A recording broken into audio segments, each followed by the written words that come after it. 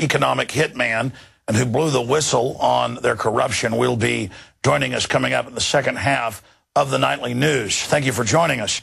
I'm Alex Jones, your host, and I just want to thank all of the viewers out there who make this transmission possible. This is true alternative grassroots media that is not only giving the establishment dinosaur corporate whore system a run for its money, we are kicking their hind end. And that's why the system is getting so scared right now. So we are at a historic crossroads. I know that most of you understand that, but I want to restate that from the kickoff here this evening because, well, it's teleprompter free. I'm not covering some corporate or presidential talking point that came down the chain and was loaded into a screen for me to read off of while I smile at you like I'm your next-door neighbor and good friend of many years. I'm actually looking into the camera lens. Eye to eye, I'm talking to you straight. Okay, we have got another jam-packed transmission, but I'm not going to make this show 2 hours long tonight. I have committed to only having it be about 40 minutes or so. So let's go ahead and get into the incredible news right now. Well, what came out today? After 6 months of obfuscation and absconding,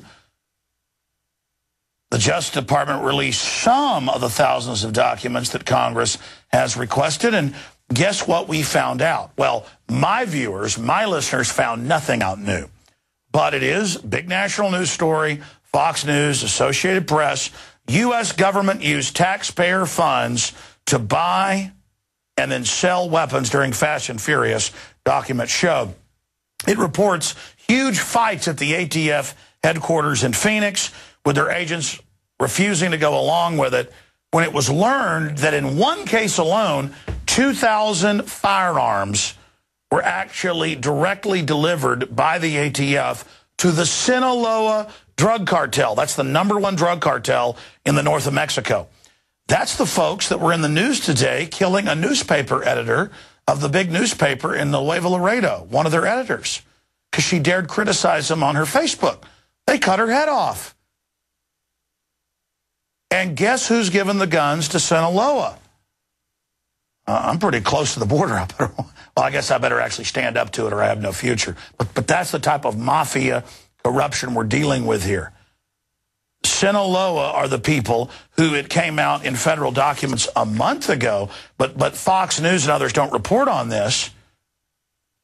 It came out in federal filings that they declared national security when one of their leaders got extradited here, and that they were working for the U.S. government and were allowed to ship in tens of tons of pure cocaine into the U.S. in the last 5 years if they would wage war against the other cartels that weren't laundering their money through private Federal Reserve branch banks. And here is United Press International. U.S. News. Court documents say U.S. knew about coke. That's from back on August 4th. U.S. officials let the Sinaloa drug cartel smuggle tons of cocaine in the United States in exchange for intelligence about rival cartels. Court documents say it was actually if they would launder their money through U.S. banks. And here's the El Paso Times reporting on the same thing. Now, when you read the Fox News story, it tells you it was Sinaloa cartel that was sent the guns. But they don't mention the rest of the story, as Paul Harvey would say. Good day. I would say good day, but this important TV transmission is not over yet.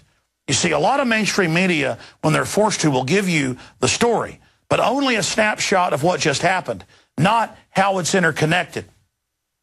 Sinaloa is allowed to control the border state regions, bringing in $500 billion a year in cocaine and heroin and marijuana. It's laundered through big, globalist, anti-American banks. The U.S. is always getting the blame for putting tyrants in Mexico and suppressing Mexico and blocking democratic revolutions in Mexico. And I guess at the end of the day, yes, the American people have allowed foreign banks to come in and dominate us and then dominate Mexico.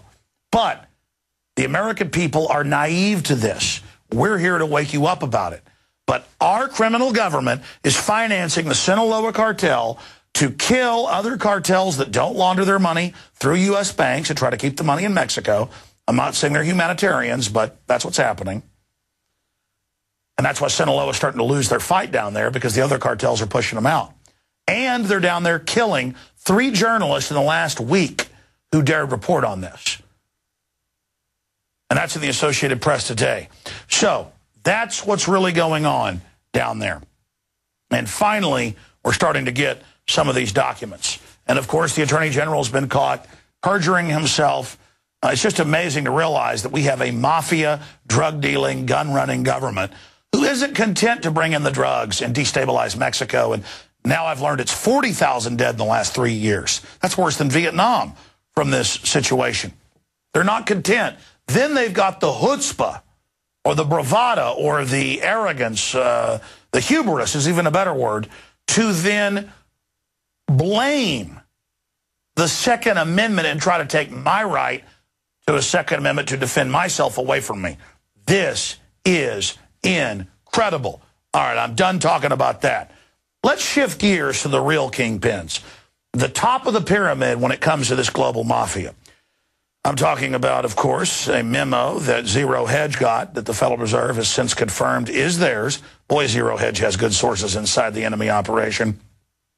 That the Fed, the private Federal Reserve that calls itself the Fed, is busy monitoring all conversations on the web and has put out more bids for tech companies to track anyone criticizing them on the blogosphere or in mainstream media, old line media, so they can counter them.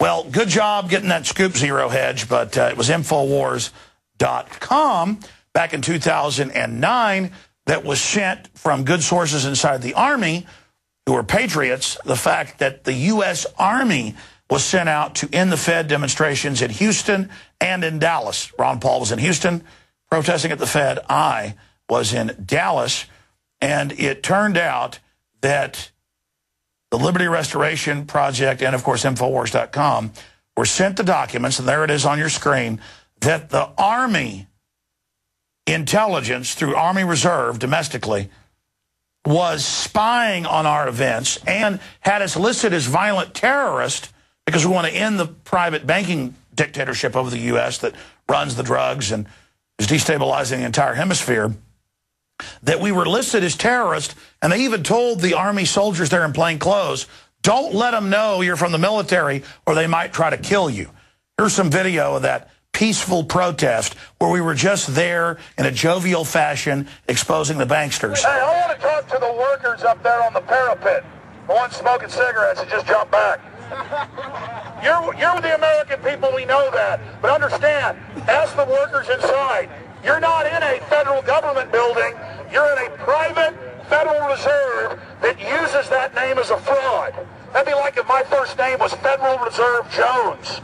I'm still not the federal government. I'm not a federal agency. But if I said my name was Federal Reserve, I could go out and pay off politicians and get them to allow me to get into power so I could issue the currency and credit, and then I could buy up the world.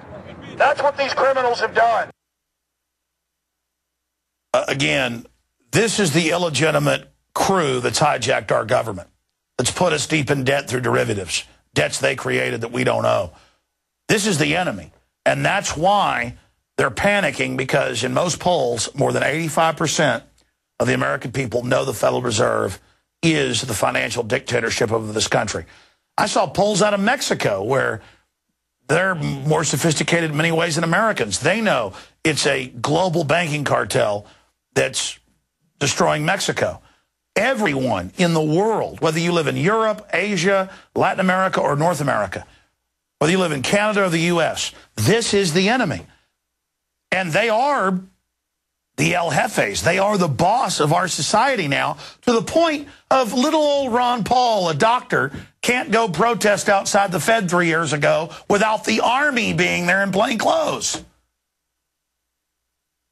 That's because we're going after the real power structure. The people that are running the drugs, the people that are funding the drug gangs, the people that are shipping guns to drug gangs in Illinois and Florida and Texas. All of that's come out too. It's not just cocaine into the U.S. that they're allowed to ship in on record, federal court, U.S. government documents admitting it, or guns down there. They blame our Second Amendment. It's just too incredible. Now, let's shift gears to Rick Perry. a guy who was Al Gore's chief of staff in Texas for Al Gore's presidential run in '88, a guy in 1993-94 who supported Hillary Care, a guy who lied and said it's the law that all girls had to take the deadly Gardasil shot, an individual who tried to hand 8,000 miles of Texas roads over to the multinational company based in Spain and Australia, Centra, a guy who lied and got caught saying that he rammed that through because a woman with cancer asked him to. It turned out after he'd done the executive order, he went and did the photo op. A guy who was as phony as a $3 Federal Reserve note. Rick Perry, I pointed out in the last few weeks, is beginning to implode because we're bringing up, and Ron Paul's bringing up his real record that I just listed some of. Well, now you can go watch the video at Infowars.com. We won't play it because of time constraints. Fox News panel, Perry campaign near total collapse. And Brit Hume's exact quote was, he is 1/2 step away from total implosion. The Hill says when Rick Perry drops out, Ron Paul could be second place. And that dovetails with our analysis. He's admittedly in all the polls #3, and Gallup and Rasmussen and others. Well, Perry is now imploding and losing ground to Ron Paul. Mitt Romney right now is in #1 position because folks don't know he wrote Obamacare. He supported carbon taxes and worked with Al Gore. He is anti-Second Amendment. We're going to do the same thing we did to Perry to Mitt Romney, another fake Ken doll in the same genre as Obama. The bankers are financing all three of these clowns and demonizing Ron Paul because he is for real. Just amazing, amazing information on that front. Now, the crew has put together a compilation of video clips and news articles to document the claims I just made. But we're supposed to ignore all that because Rick Perry says he's basically Moses, and God told him to give shots to little girls that were known in the trials to kill them. And, you know, I took that as God's real clear message to me. This is where I want you, son. This is where I want you to be. This is where you want to be. Perry lies again about Texas Gardasil scandal, claims woman he met after signing executive order asked him for it. There's another one. Perry caught in blatant lie over support for bailouts. You never supported TARP? No? I thought I saw a letter where you had actually written encouraging the support of TARP legislation, not else? In fact, I signed a letter with Governor of West Virginia, who's a Democrat. And we signed a letter and basically said, you know, don't get all frozen up in fear, act. This is why I want to publicly recognize Governor Perry and the state of Texas by having taken that step forward when you decided to give access to Mexican migrants to universities in Texas. Hit pause. So I want to know how... Hit pause. Back it up. Listen, there's so many lies, you're probably missing them. I know I almost did. There's multiple videos of him on the campaign trail and on TV saying, I did not support the banker bailout. And then our crew shows you his official letter and Perry on TV bragging that he supported the banker bailout. Then Perry introduced an end to sanctuary city bill and went out and said he was against in-state tuition for illegals. When it turns out 81% of new jobs were, quote, to immigrants, 93% of that to illegals. And again, the issue here is whether you're for in-state tuition or not, he lies about all this stuff. He tells you, I didn't support a banker bailout, and then he was supporting it. He says, I didn't support Hillary Care. He was out lobbying for it. I didn't support Al Gore. He was the chief of staff in Texas. It's that he's so phony. And again, somebody from Oklahoma doesn't get in-state tuition, but an illegal does. Saving a person who's from outside the U.S. $91,000 for a 4-year degree, that's half off. Point is, it's just incredible. And this is why there's talk of Rick Perry resigning and his poll numbers plunging, is that he's completely and totally phony. I can't go to Mexico and demand that I be given in-state tuition. They would laugh at me. They would laugh at me in Sweden or Russia. But again, the big banks are the ones financing all of this, and they love the fact we're going into debt. This country is bankrupt if we go down this path. Okay, I know I'm ranting. Let's go back to where he ended off with Vicente Fox. It's too incredible. Governor Perry and the state of Texas by having taken that step forward when you decided to give access to Mexican migrants to universities in Texas.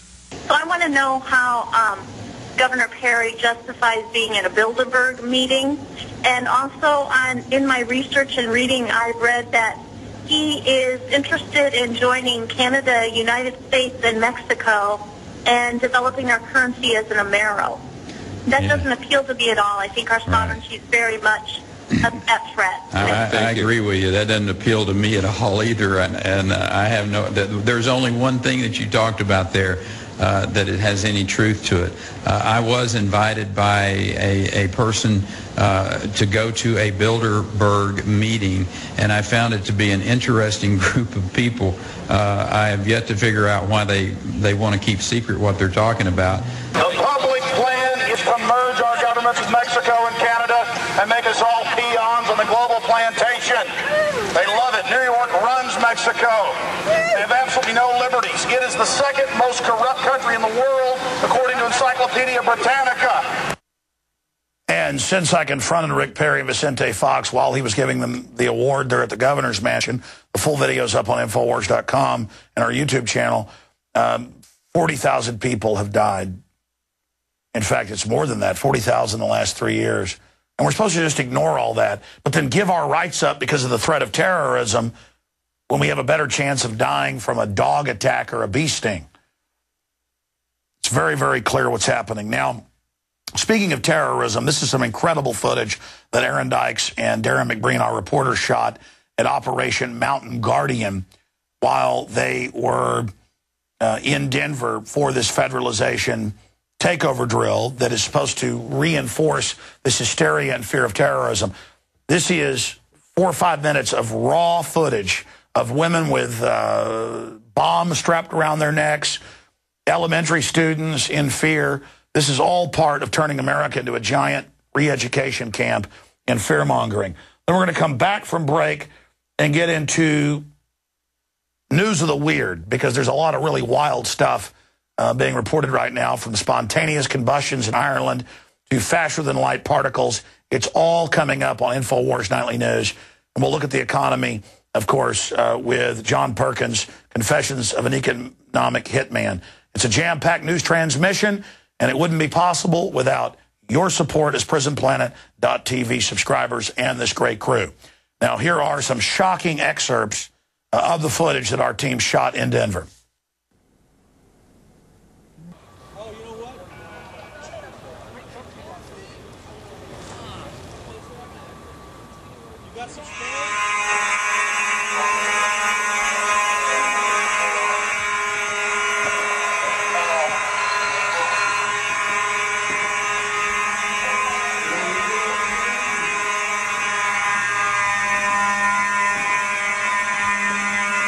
This was done with a school with children in it, some as young as 6 years of age. And they've done these drills in other parts of the country, as you can check with the Associated Press, unannounced, where children are not even told it's a drill. And then they tell them that, well, we did this because of the Second Amendment, or the group that attacked you in this fictitious attack is titled Homeschoolers Against Public Education. And here's the guy dressed up as a returning veteran. And in their drills, they admit that's who they're mainly training to fight, who's engaging in terrorist acts. This woman has a necklace bomb around her neck.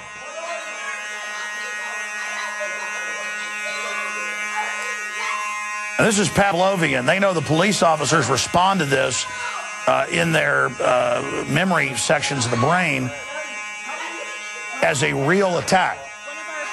So they have to have simulated terror drills in every city and town to create really the racial or national memory of a terror attack. So this is all part of high-tech re-education camp.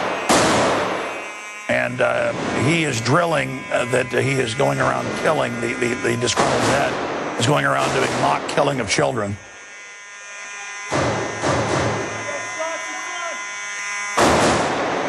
And And McBreen and Aaron are out there in the control room. I haven't reviewed all this footage yet because we're working so fast, but you guys did confirm to me there were children involved in this as young as first grade. Darren McBreen is nodding his head. These look more like middle schoolers. Oh, these are elementary. This is at the high school.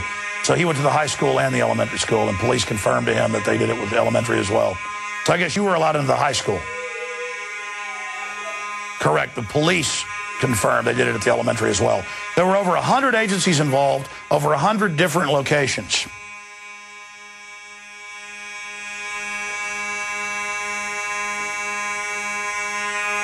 Oh, no, there's another disgruntled vet, able to catch him on tape. We should have showed the New York Times article where it admitted their main threat is disgruntled vets, and it showed the Explorer Scouts training to take on and kill disgruntled vets.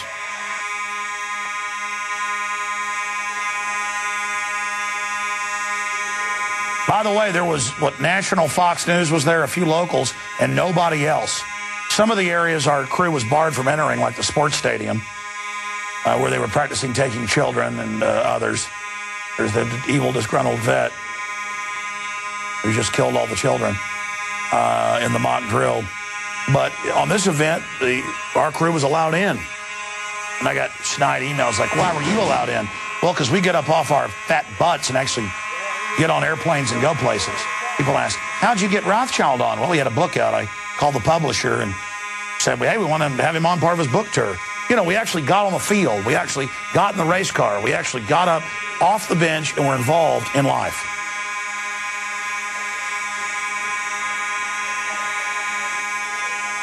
I just get so amazed by people sometimes that can't believe the fact that we're a real news organization and actually get things done. Well, the proof's in the pudding, or to say it a better way, you judge a tree by its fruits. We are taking action because of your support and bringing you real news. And I intend, if PrisonPlanet.tv gets enough members, enough support, to actually hire more reporters and actually have crews in different parts of the country every weeknight. Oh, you found the New York Times article where the first line says they're training to take on vets? Okay, then when we come back before we go to break, I'll show you the New York Times article.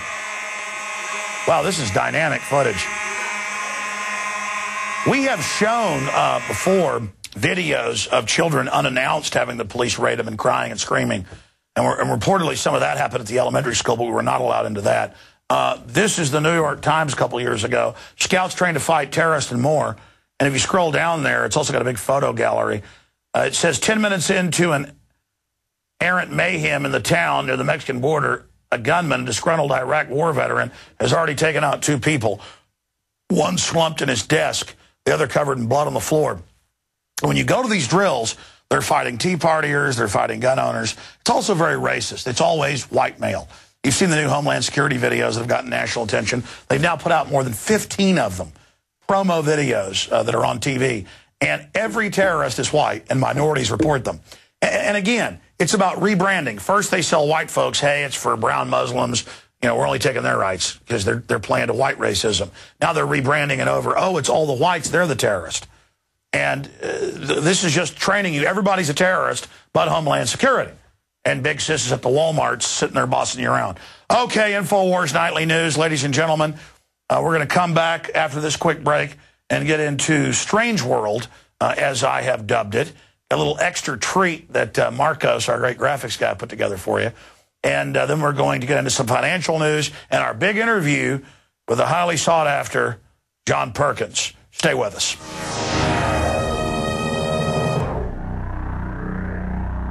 Obama is notoriously a liar.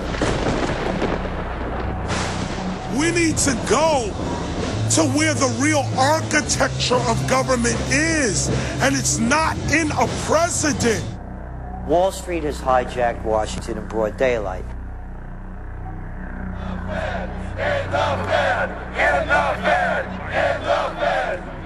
Well, Obama's already fudging. He's fudged since day one in this election. The elite are using Obama to pacify the public so they can usher in the North American Union by stealth, launch a new Cold War, and continue the occupation of Iraq and Afghanistan. The globalists are outside all the nations. That gives them safety, and they play countries off against each other. We've got to give them a stake in creating the kind of world order that I think all of us would like to see. Partnership and cooperation among nations is not a choice. It is the only way. What they're doing is using the existence of the United States to act out their Wall Street fantasies of world domination and maintaining their capital structures and maintaining their system of looting. The fight that this country has been waging since its inception is for the central bankers not to take over the country. President Barack Obama is only the tool of a larger agenda. Senator Obama had a desire to do some meetings. Others had a desire to meet with him tonight in a private way, and that's what we're doing. Presidential candidate Barack Obama was publicly criticizing the North American Free Trade Agreement in a bid for votes, but privately telling Canadian officials not to worry about it. If you talk to our generals, they are desperate for is a civilian counterpart to our military force. What do you call this thing where you get this false sense of gratification, but because a black man is in office, everything's going to be all right? No, everything's not going to be all right. So I know how unpopular it is to be seen as helping banks right now, especially when everyone is suffering in part from their bad decisions. I promise you, I get it. The Obama deception. The truth strikes back. Get your copy of the Obama Deception today at Infowars.com or download it in super high quality at prisonplanet.tv.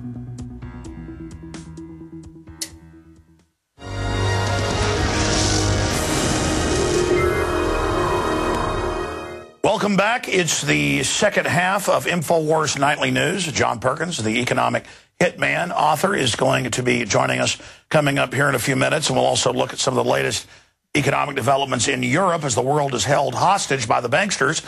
Turn over total sovereignty and what's left of your rights to us, or we'll give you a depression. And once you give us your liberties, we'll give you a depression anyways. That's what we've done to the rest of the world. But so what? We like you poor. That's coming up. But first, I wanted to get into, well, some news of the weird, to say the least. I've always wondered, reading in different history books from around the world, what would it be like to spontaneously combust? This has happened in public. It happened in ancient times. Asians wrote about it. The ancients in Latin America and Mesoamerica wrote about it. There's famous cases in ancient Europe and even modern England. And there's a new report out on this where the coroner has found that nothing else was damaged in the house, and that this gentleman reportedly spontaneously combusted and completely melted down. Sometimes they even burn holes in the floor. It's like the Wicked Witch or something, just explodes. First Irish case of death by spontaneous combustion. A man who burned to death in his home died as a result of spontaneous combustion, an Irish coroner has ruled. West Galway coroner, Dr. Syrian McLaughlin, said it was the first time in 25 years of investigating deaths that he had recorded such a verdict. It says Michael Faraday, 76, died at his home in Galloway last year, but it's now been confirmed. The death was attributed by some to spontaneous combustion occur when the living human body is burned without an apparent external source of ignition. I'll tell you what my dad thinks is going on. Well, first, typically, the police and fire investigators find burned corpses, but no burned furniture. My dad has pointed out that most lightning actually comes from the bottom up, from the ground up, and that it's an optical illusion that comes from the top down, because it tends to ionize and energize as it goes up. Some lightning does go from the atmosphere down, and that it's probably people with static electricity or other earth events. You've seen trees hit by lightning that explode and are all charred and black and catch on fire. I know I've seen a big tree struck by lightning and catch on fire and burn. That's probably what's happening here, is that, boom, lightning comes up, millions of volts, and you just explode. I don't know. Might be a good way to go. Certainly probably isn't very painful. In fact, from the eyewitnesses, you don't even have that much time to wonder why you're on fire. It's just, boom, you explode and almost nothing is left. So there's my theory. I'm always called a conspiracy theorist. I very rarely theorize. Now, one other big news report here is they say particles found to break the speed of light They claim at the Hadron superconducting super collider there on the border in between France and Switzerland that a team of scientists now last week have recorded subatomic particles traveling faster than light, a finding that could overturn one of Einstein's long-accepted fundamentals, laws of the universe. Yeah, Einstein was a smart guy, but he didn't invent atomic theory. Max Planck did. He expanded on it, and a lot of what Einstein has said has turned out to be true. And I certainly believe that, you know, light is not the fastest thing out there. We were told for hundreds of years that the speed of sound was impossible to break, and of course, you know what happened with that. He's still living. His name's Chuck Yeager. And now they've got planes that go 4 or 5 times the speed of sound. My only issue is I don't believe a lot of what comes out of Hadron because they're so secretive. You know, the stuff that comes out of the CERN superconducting super collider, the Hadron Collider. And so who knows? The point is we're certainly not in Kansas anymore. And for all I know, it may be true. Just when scientists tell you global warming's real and ice caps have totally melted and sea levels are rising when they've actually dropped, and you get their internal emails that they're engaged in fraud, and now it's come out that the big CERN system has been caught covering up some global warming news. It's really frustrating. Okay, I wanted to hit a few final economic news stories before we go to John Perkins. The Daily Mail is reporting 6 weeks to save the euro. Chancellor's warning after another day of financial turmoil. George Osborne has savaged Eurozone leaders, failing to get a grip on their towering debts. Of course, these aren't their debts. They've signed on to the derivatives that have been created. And Merkel is also saying the problem is the fact that there's too many democratic institutions in Europe and that they need to give up what's left of their national sovereignty to the private dictatorship. I want to go to a compilation of video clips from my film, Police State 4, The Rise of FEMA, from just a year and a half ago, with Al Gore, Herman von Rompuy, Gordon Brown, and others, admitting that the financial crisis of 2008 and 9 would be used to set up a global government, a private corporate global government. And now we're into round 2 of this, where they're holding Europe hostage, saying, give up what sovereignty you have left and what liberties you have left, or we will plunge you into economic destruction. But it is the awareness itself that will drive the change. And one of the ways it will drive the change is through global governance and global agreements. But the many business leaders who have been present here are among those taking leadership in other ways. Yet these problems can be overcome by a joint effort in and between our countries. 2009 is also the first year of global governance, with the establishment of the G20 in the middle of the financial crisis. The climate conference in Copenhagen is another step towards the global management of our planet. This is collective action, people working together at their best. I think the New World Order is emerging, and with it the foundations of a new and progressive era of international cooperation. And then if I dare talk about it, they go, oh, shut up, Jones. You crazy nut. None of that exists. And if you talk about it, you're going to cause violence. Just give in to the New World Order, roll over to it, hand your guns in. And with more on the global economic crisis, we're joined by the best-selling author of Confessions of an Economic Hitman, as well as one of his latest books, Hoodwinked, John Perkins. John, great to have you back. Good to be with you, Alex, again. Thank you. I've been interviewing you, 5, 6 years since your first book came out, and you predicted much of what has now unfolded. We're seeing the very same private banking cartels telling the European Union now, transfer all of your existing rights and sovereignty to a new private financial order. And I see Bloomberg News admitting, yes, national sovereignty and democracy in Germany is the problem. We need bankers ruling everything, or we're going to have a global economic implosion. Is this by design, or does it even matter? Because at the end of the day, we are seeing a global banking dictatorship set up. Oh, I don't think there's any question, Alex, that it's by design. The people at the top, what I call the corporatocracy, the people who run our biggest corporations around the world, they know what they're doing. They know what's going on here, and they want it to happen this way. It's by design. They're taking control. You know, we've moved from a time a few hundred years ago when religious organizations pretty much ran the world to then governments running the world. And now we've moved to the next phase, which is the big corporations controlling the world financially and economically and politically. Nations don't mean much anymore. The corporations are really exercising their muscle right now. They certainly are. Talk about some of the big power players from your perspective. And for viewers who may not know who you are, tell us a little bit about your experience that's unique to be able to make the assessment you've made today. Well, my official title was chief economist at a major consulting firm in Boston, Massachusetts. This is back in the 70s. I was really an economic hitman. I arranged huge loans for countries that had resources that corporations coveted from places like the World Bank and the private banking industry.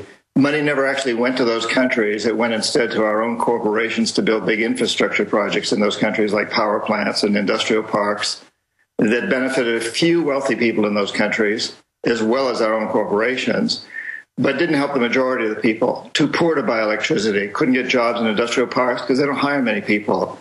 And yet they, the people of the country, were left holding a huge debt they couldn't repay. So we go back at some point and say, hey, since you can't pay your debts, sell your oil to our oil companies real cheap, or your mineral resources, whatever. Open your markets to us. Let us build a military base on your soil. Vote with us on the next critical United Nations vote.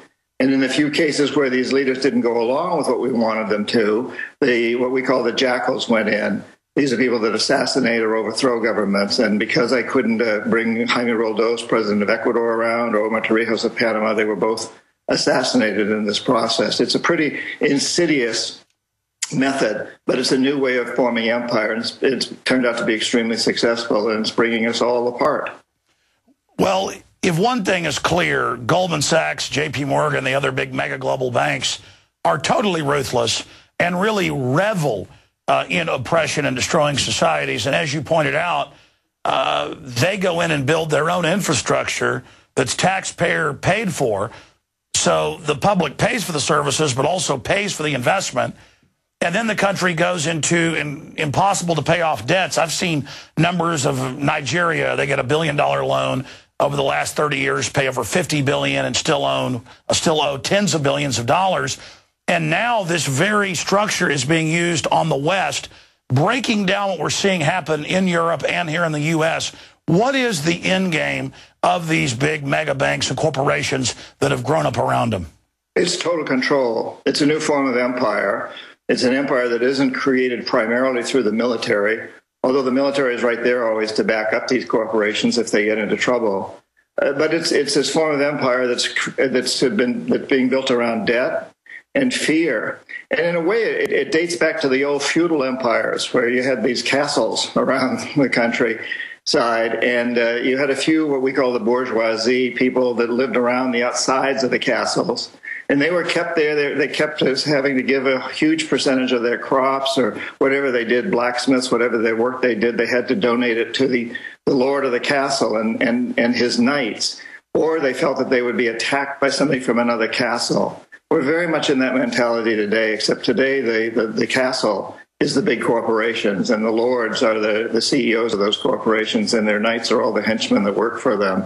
Very, very similar situation. And yes, we're seeing it in the United States. We're seeing it in Europe. I'm on my way to Istanbul to speak at a major conference there of leaders from many Eastern European and Middle Eastern countries.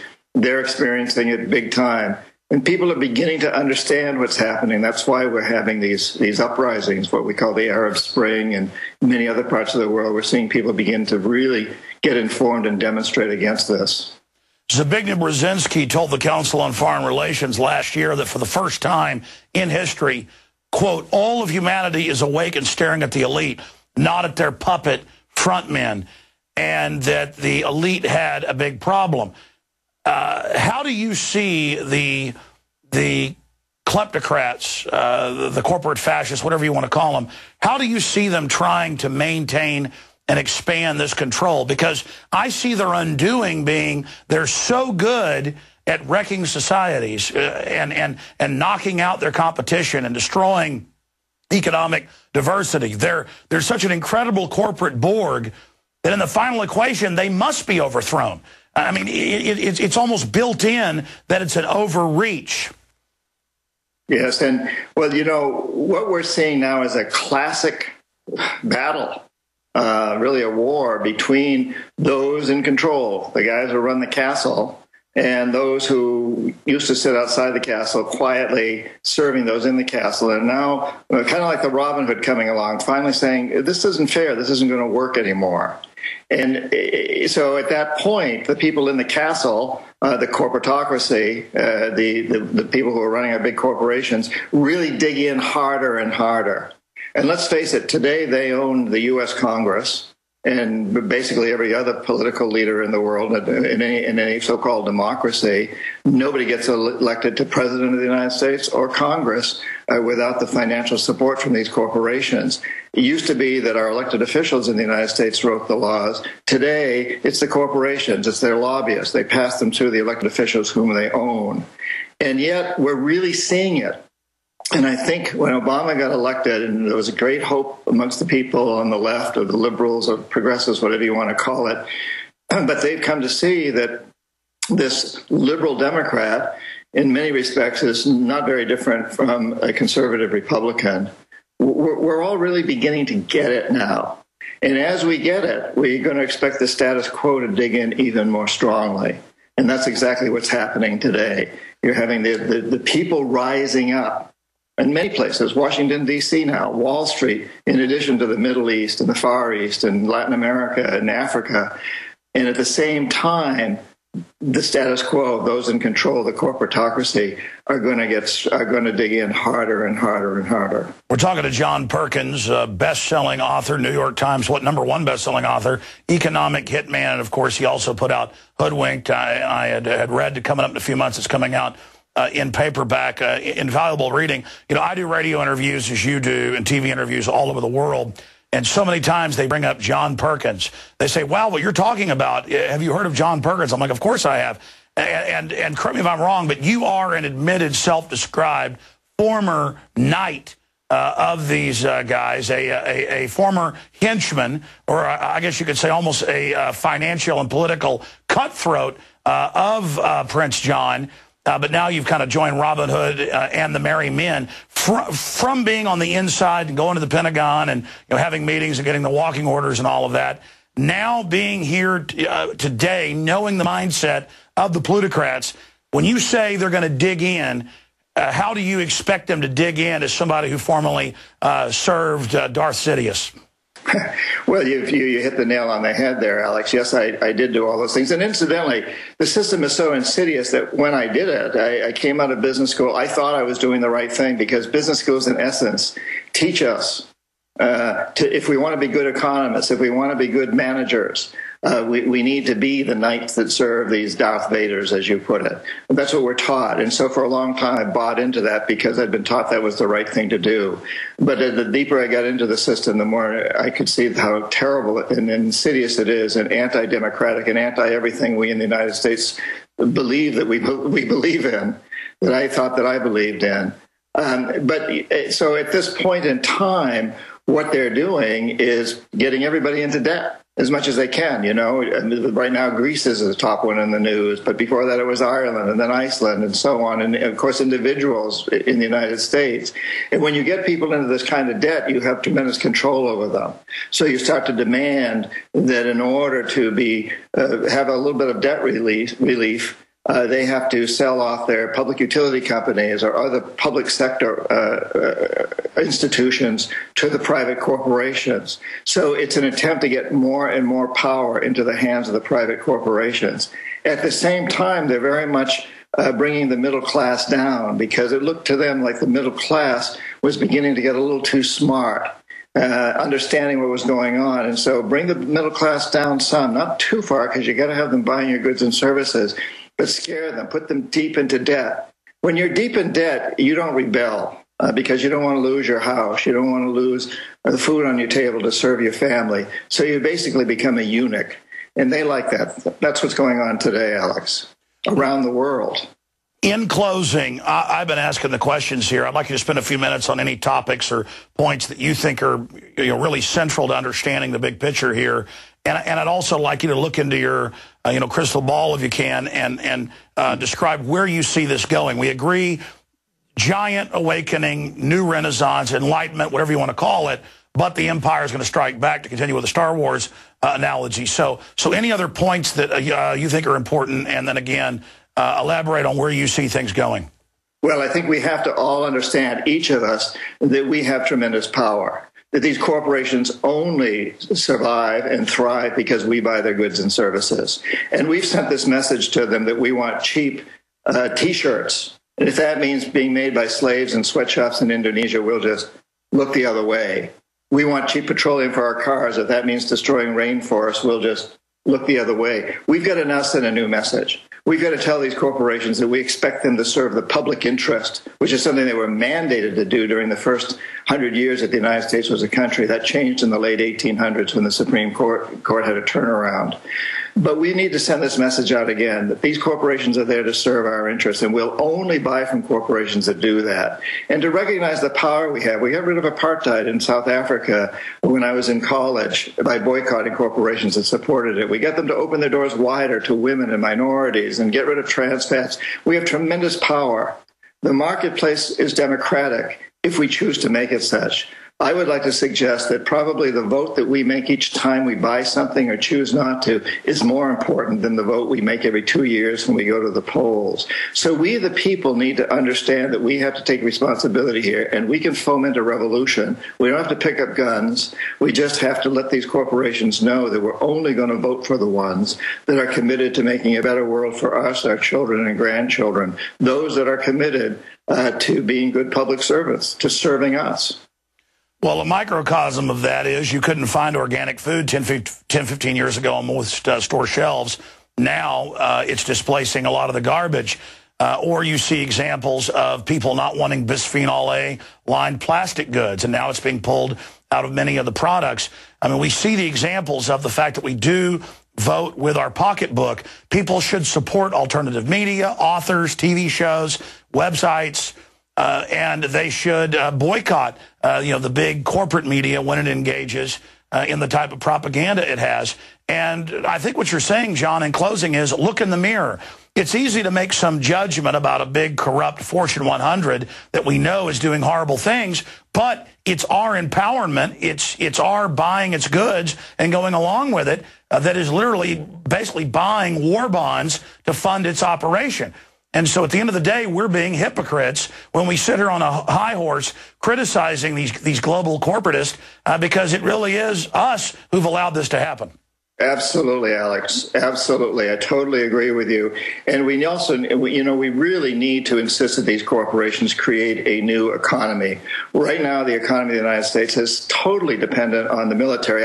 I'm shocked by how people talk about balancing the budget, but there's no way we can balance the budget until we cut back the military budget, which is huge. And most of that just goes to creating things that get destroyed and destroy other people and make enemies for us around the world. Well, now they need to turn that around. There's so many opportunities. I speak a lot at MBA programs, and I encourage these young people coming up into the business world to form their own companies. We all know alternative energy is important, but what about creating new technologies for helping starving people in Africa grow food more efficiently, store it, and distribute it? Like you said, coming in the organic foods business has been a huge change in 10 years. What about creating companies that will clean up the terrible pollution that is all over our planet, in the earth, and the air, and the water? We really need to create a new economy that's not based on the military, and also not based on just selling each other trinkets, which we're also very good at, or selling each other derivatives and pieces of paper that lawyers and bankers trade around and don't create any jobs or help anybody in any way. We really need to take a good look at that. And you and I and all of your listeners are the people that can make that happen. We just have to become conscious and take positive action. And we've got to watch out for counterfeits, because everything you've said makes total sense. We need to develop a new economy. not a war economy where we now see the military-industrial complex more and more taking over domestic operations, spying on the people. We have to realize this military-industrial complex does not serve our sovereignty or our liberty. It serves this global corporate system, and we pay for it. But then so many times in the IMF and World Bank, they'll use environmental excuses to put a new yoke of tyranny on the third world instead of really trying to empower them. And it's a nuanced issue. John Perkins, I really appreciate you spending time with us. Just 1 minute on where you see this clash of ideas going, though. Well, I'm very hopeful that we're going to win. We, the people, we're going to turn this thing around. And I see evidence of that in what's going on in South America. A huge revolution down there, democratic, market-based revolution. We're seeing it in the Middle East. We're seeing it in China. We're seeing it in Asia. We're seeing it in Europe. We're beginning to see it in the United States. I'm very hopeful. We don't know what ultimately will happen, but each one of us has to get involved and push harder for this. And that's how it will happen. So I don't know the outcome, but I'm very hopeful that we, the people, are rising to a new level of consciousness, and we will get there.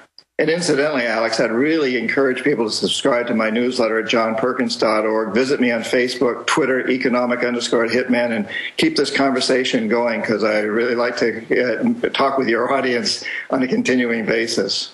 Absolutely. Well, this is the shorter format InfoWars Nightly News, but I would like to invite you to come back on the full radio show in the near future. But I know you're a very busy man. John Perkins, God bless you. Thank you, Alex. I'd love to join you again. Keep up your good work. You too, my friend. Well, that's it for tonight's edition of InfoWars Nightly News. We'll be back tomorrow night at 7 o'clock Central Time. Of course, streamed and posted right here at prisonplanet.tv. Tomorrow night, we will have more on a InfoWars story that is in the Pittsburgh Post-Gazette today. Journalist Sioux City over arrest at G20 Summit. Rob Dew was falsely arrested a few years ago while at the G20, and he's teamed up with the head of Oath Keepers, Stuart Rhodes, who is a Yale constitutional graduate lawyer, and they are going after the tyrants there. So we're going to have a little update on that, striking back at the empire to defend the First Amendment, coming up tomorrow night with Rob Dew, who's in there running the show. I'm Alex Jones, signing off from the front lines of the Info War. Please spread the word about this important transmission. Thank you for your support.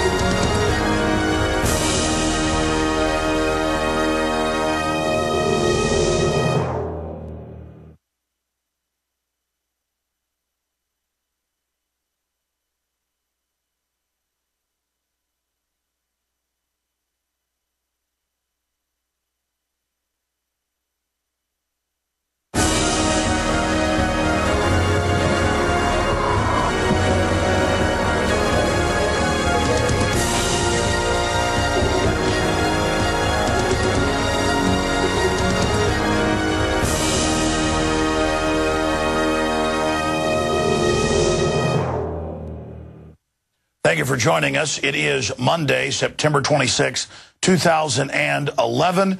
John Perkins, who was a globalist economic hitman and who blew the whistle on their corruption, will be joining us coming up in the second half of the Nightly News. Thank you for joining us.